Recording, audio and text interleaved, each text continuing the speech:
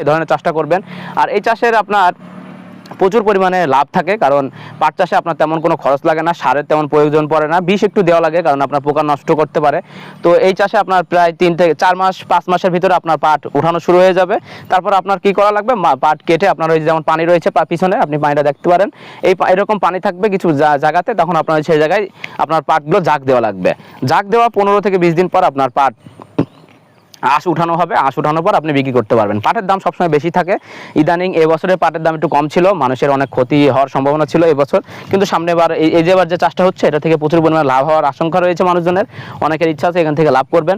তো আপনারা যদি পাট চাষ করেন অবশ্যই ভালো জমি নির্বাচন করবেন, এবং পাশে যদি আপনার সেচ দেওয়ার ব্যবস্থা থাকে সেটা নির্বাচন করবেন।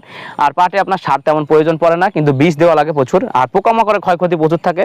তো আপনাকে সবসময় চিন্তা করতে হবে যে মাঠে যেন সবসময় দেখাশোনার ব্যবস্থা রাখতে হবে, পরিচর্যা করতে হবে, তাহলে ভালো হবে। আর এই যে আপনি যে দেখতে পাচ্ছেন ভিতরে গাছ রয়েছে,